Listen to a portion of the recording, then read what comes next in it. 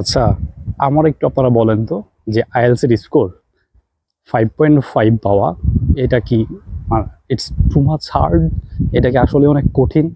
আমি আমি জানি না যে আপনি আসলে আইএলটিএস এর গল্প আমার আমার চোখের দিকে একটু তাকান, যারা ক্যান্ডিডেট আছেন, যারা আমার ভিডিওটা দেখতেছেন, যারা ফিউচার আইএলটিএস দিবেন, একটু মনোযোগ দিয়ে ভিডিওটা শুনেন। আমার কাছে অনেকে প্রোফাইল পাঠান এসএসসি আপনার A+, ইন্টারমিডিয়েটে A+ অথবা 4.50 বেশি, ইংলিশে তাদের মার্কশিটে A+, 80+ মার্কস। ভাই, ইন্টারমিডিয়েটে তুমি 80+ মার্কস পাইছো, তুমি অ্যাকচুয়ালি এখনো নিজেরে চিনতেই পারো নাই। সিরিয়াসলি, তুমি একটা ভালো স্টুডেন্ট, আমি বলতেছি তুমি একটা ভালো স্টুডেন্ট। তোমার 4.50 ইন্টারমিডিয়েটের রেজাল্ট, তোমার হচ্ছে ওইখানে ইংলিশে চলে আসছে A+, বা তোমার এ গ্রেড আসছে, ইট ডাজন্ট ম্যাটার। মানুষ কষ্ট করে প্র্যাকটিস করে 6 মাসের মধ্যে যদি কেউ আইএলটিএস এর স্কোর 0 থেকে 7 পয়েন্ট উঠাইতে পারে, তুমি যেখানে ইন্টারমিডিয়েট শেষ করছো, তোমার একদম ভাই কচি ব্রেন, কচি ব্রেন বুঝো, তোমার ব্রেনে এত ডাস্ট এখনো জন্ম হয় নাই। তুমি হয়তো ফ্যামিলির বা তোমার পরিবারের রেসপন্সিবিলিটি, ইনকামের দায়িত্ব, সকালে কি খাবে, দুপুরে কি খাবে, এই ধরনের দায়িত্ব হয়তো তোমার ব্রেনের মধ্যে এখনো ঢুকে নাই। তুমি স্টিল খুব ভালো যাচ্ছ, তোমার এখন ভালো সময়। তুমি 2 বছর আগে ইন্টারমিডিয়েট শেষ করছো, 2 বছর আগেই তোমার মানে তুমি 2 বছর আগে ইন্টারমিডিয়েট শেষ করছো, সেখানে তোমার প্লাস হচ্ছে A+, তোমার গ্রেড, এবং তুমি স্টিল ভয় পাইতেছো। 2 ইয়ার পার করে ফেলছো, তুমি কিন্তু এখনো আইএলটিএস এ বসো নাই। কেন বসো নাই? কনফিডেন্ট পাচ্ছ না, কনফিডেন্ট পাচ্ছ না।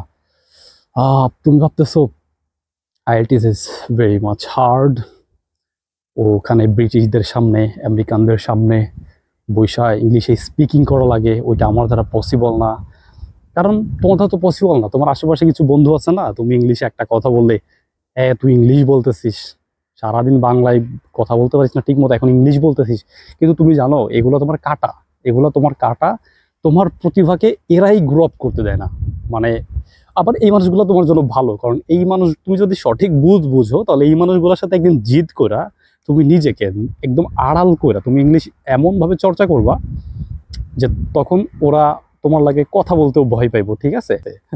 তো ঘটনা হচ্ছে এরকমের। এখন আমি তোমাদের একদম সলিড, এবং তোমার তোমার অবস্থান নিয়ে আমি একটু কথা বলি। আমি জানি না তুমি কে বা তোমার রেজাল্ট কত, বাট তুমি যদি ইন্টারমিডিয়েটে 4.50 উপরে পেয়ে থাকো, আর তোমার ইংলিশের রেজাল্ট যদি এ গ্রেড হয়ে থাকে ইন্টারমিডিয়েটের, এখন তুমি বলতে পারো, বা যারা ভিডিওটা দেখতেছে, ভাই আপনি ইন্টারমিডিয়েটের ইংলিশের সাথে আপনি আইএলটিএস ইংলিশ মিলাইতেছেন। স্টুডেন্টের বাস্তব চিত্র এখন তুলে ধরি। মনে করেন সে হচ্ছে 2 বছর বা 1 বছর আগে বা লাস্ট ইয়ার সে ইন্টারমিডিয়েট পাস করছে, তার ইংলিশের লেভেলটা হচ্ছে এখন, বলতে পারেন, আমি চোখ বন্ধ করে বলে দিব যে তার ইংলিশের লেভেল B1 ইন্টারমিডিয়েট লেভেলে আছে। ইট ক্যান বি কারো কারো B2 লেভেলের ইন্টারমিডিয়েট আছে। আর B2 লেভেল মানে কিন্তু আপনি 6 পয়েন্টের এখানে একটা রেজাল্ট, 6.5 বা 6 পয়েন্টের একটা রেজাল্ট। ঠিক আছে?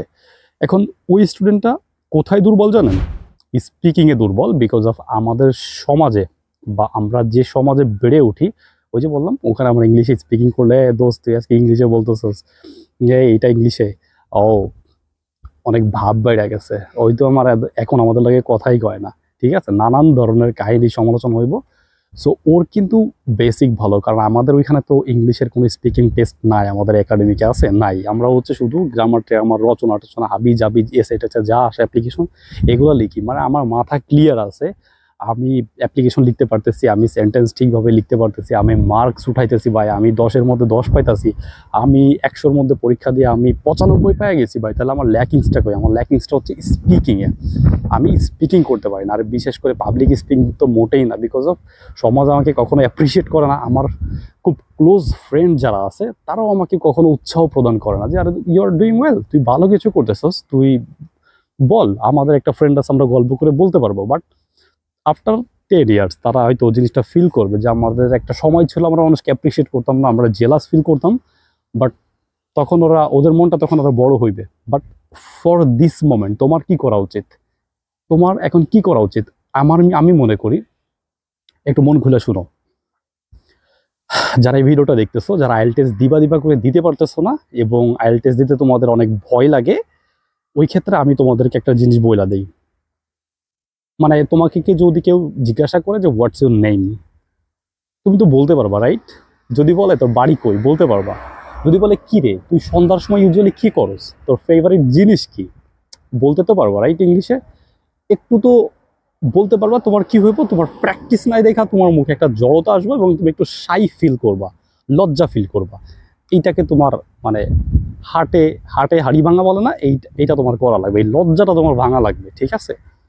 এই লজ্জাটা ভেঙে তোমার কনফিডেন্সটা আনতে হবে যে ভুল বলি সঠিক বলি আমি আমার ভালোর জন্য বলতেছি। ইট ডাজেন্ট ম্যাটার যে আমাকে কে কি বলতেছে, আর এটা আমার কেয়ার করার টাইমও নাই।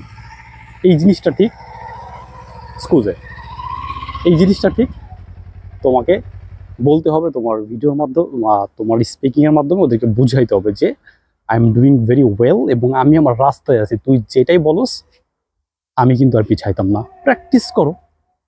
আমি মনে করি তোমার ইংলিশের, আচ্ছা তুমি যখন ইংলিশে কথা বলো, তুমি কি জানো যে আইএলটিএসে ইংলিশের মার্কসটা কিভাবে দেয়?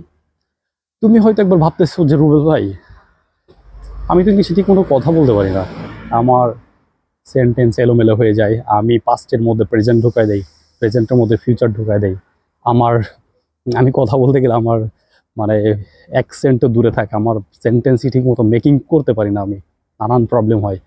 আমি তোমারে বলবো যে তুমি আইএলটিএস নিয়ে আগে একটু রিসার্চ করো যে আইএলটিএসে মার্কসটা কিভাবে দেয়। তোমার শুধুমাত্র গ্রামারের উপরও মার্ক দিবে না, 4টা স্টেপ থাকে যেটার উপর কনসিডার করে বিবেচনা করে মার্কসগুলো দিয়ে থাকে। তুমি হয়তো গ্রামারে খারাপ করতেছো বাট তুমি অন্য জায়গায় ভালো করতেছো। সো এই জিনিসগুলো তোমার বুঝতে হবে। আর আমি এতটুকু শিওর, তুমি ইন্টারমিডিয়েট পাস করা একটা স্টুডেন্ট, তোমার হচ্ছে একাডেমিক রেজাল্ট কত? তোমার একাডেমিক রেজাল্ট 4.50 উপরে আছে। আমি রুবেল বলতেছি, আমি বলতেছি তুমি যদি 3 মাস পড়ে 3 মাস স্টাডি করে তুমি যদি হচ্ছে আইএলটিএস এর এক্সামে বসো, তুমি 5.5 না তুমি 6.5 পাবে, তুমি লিখে রাখো। তোমার শুধু এতটুকু প্যাশন রাখতে হবে এবং নিজেকে এক্সপ্রেস করার সুযোগ দিতে হবে, কারণ তুমি তোমার নিজের আটকায় রাখো। নিজেকে আটকায় রাখার সব থেকে বড় অজুহাত হচ্ছে নিজে, ঠিক আছে? কারণ আমরা জানি যে আমরা নিজেদেরকে ফাঁকি দিচ্ছি, ঠিকমতো পড়তেছি না, তারপরে হচ্ছে প্র্যাকটিস করতেছি না, স্পিকিং করতেছি না, ভয়ে লজ্জায়। এইগুলো যদি ভাঙা তুমি ঠিকমতো প্র্যাকটিস করো, আমি 3 মাস মনে হয় বেশি বলে ফেলছি, সিরিয়াসলি আমি 3 মাস বেশি বলে ফেলছি। আমি বলবো 2 মাস যদি তুমি প্র্যাকটিস করে তুমি আইএলটিএস এক্সামে বসো, প্রতিদিন একটু তুমি মনে করো 5-6 ঘন্টা করে পড়াশোনা করছো, it's depend on your quality really, যে অ্যাকচুয়ালি তুমি তোমার ব্রেনে কীভাবে প্রেশারটা নিতে পারতেছো। আর সবথেকে বড় ফ্যাক্ট হইলো যে আইএলটিএস এক্সামে বসার আগে বা আইএলটিএস এক্সামে যে প্রস্তুতি তুমি বাসায় নিচ্ছ, সেইটা নেওয়ার আগে তুমি সকল জিনিসগুলো একটা মাস্টার মাইন্ড হিসেবে একটা গাইডলাইন পাচ্ছ। আর এটার জন্য আমি তোমাদেরকে রেকমেন্ড করবো হচ্ছে বাংলায় আইএলটিএস রাশেদ ভাই। এটা হচ্ছে আইএলটিএস এর গুরু। তোমার এই ভিডিওটা বানানোর সাহসও আমি পাইতাম না যদি আমি রাশেদ ভাইয়ের কোনোদিন কোনো ভিডিও না দেখতাম। আমি ওনার কোনো ব্যাচের স্টুডেন্টও ছিলাম না, আমি শুধু ওনার পাবলিকলি ইউটিউবে যে ভিডিওগুলো পাবলিক করা, আমি জাস্ট ওই ভিডিওগুলো দেখছি। হ্যাঁ, এবং সবথেকে মজার ব্যাপার হইলো যে তুমি যদি একটা মাস্টার মাইন্ড একটা গাইডলাইন পাও, আইএলটিএস কভার করতে তোমার সময় লাগবে 2 মাস। প্রতিদিন 6 ঘন্টা করে টাইম দিবা, তোমার 2 মাসের মতো টাইম লাগবে। 2 মাসে তুমি 6.5 নিয়ে আসতে পারবা।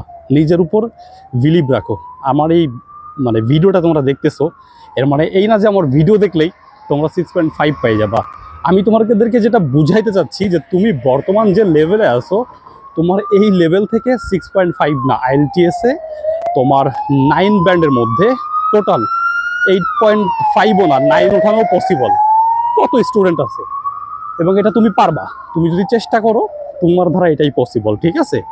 সো আমি তোমাদেরকে এটাই বাস্তবতা বলতেছি যে তুমি যদি ইন্টারমিডিয়েট তুমি এসএসসিতে ইংলিশে প্লাস পাও, তার মানে ইংলিশের শুধুমাত্র স্পিকিং পার্টটা বাদ বাকি সবই তোমার মাথায় আছে। শুধু একটু গ্রো আপ করতে হবে, একটু অ্যাডভান্স লেভেলে নিতে হবে। তোমার এই আইএলটিএস এর কোর্সগুলো করলে তুমি 2 মাস পড়ো না ভাই, আমি তোমারে বলতেছি ভাই তুমি আইএলটিএস এর এক্সাম দাও। আর এই যে সাইপ্রাসে আসার জন্য এই যে কত 4 পয়েন্ট লাগে, 4 পয়েন্ট হইলে ফাউন্ডেশন প্রোগ্রাম, আর যদি 5 পয়েন্ট হয় 5.5 হয় তাহলে হচ্ছে মেইন প্রোগ্রাম। এখন সাইপ্রাসে আসতে এই 4 পয়েন্ট পাইতে হইলে তোমাদের কি করতে হবে জানো যে কি করতে হবে? আমি তোমার বলি, তুমি যদি সাইপ্রাসের ক্যান্ডিডেট হও এবং তোমার যদি 4 পয়েন্ট নিয়ে তুমি সাইপ্রাসের ফাউন্ডেশন প্রোগ্রামে আসতে চাও, আমি বলবো পকেট থেকে 25,000 টাকা দিয়ে এখনই রেজিস্ট্রেশন করো। রেজিস্ট্রেশন কইরা 1 মাস পরে একটা ডেট নাও।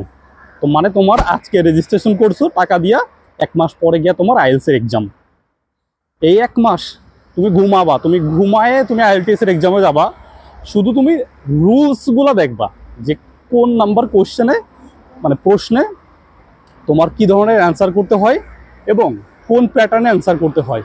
অর্থাৎ তুমি দেখছো না, ওই ছোটোবেলায় অ্যাপ্লিকেশন লিখছো না যে উপরে টু লিখতে হয়, ডান সাইডে ডেট লিখতে হয়, তারপর সাবজেক্ট দিতে হয়, বডিতে লিখতে হয়, নিচে এসে তোমার যখন সমাপ্তি দেওয়া লাগে তখন সেখানে কিছু জিনিস লিখতে হয়।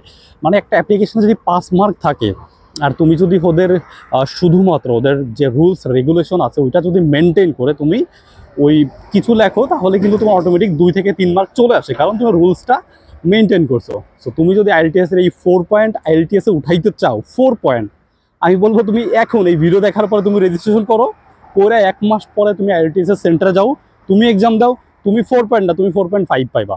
ঠিক আছে, এটা আমি বলে দিলাম। এবং এতটুকু কনফিডেন্স নিজের প্রতি রাখো, কারণ এটা খুব বেশি হার্ড না ভাই, খুব বেশি হার্ড না। বাংলাদেশের মানুষরা ইংলিশ পারে, সিরিয়াসলি। রোমানিয়াতে আসার পরে আমরা ইংলিশ পারি, যতটুকু ইংলিশ পারি এইটা রোমানরা দেখে অবাক হয়, বলে যে তোদের দেশের মাতৃভাষা কি ইংলিশ নাকি? ওরা সবাই যে ফুড ডেলিভারি করতে আসে সে ইংলিশ পারে, তুই ইংলিশ পারোস, অমুক পারে তমুক পারে, তোরা সবাই ইংলিশ এত ইজিলি কেমনে পারিস? তোদের দেশের মাতৃভাষা কি ইংলিশ?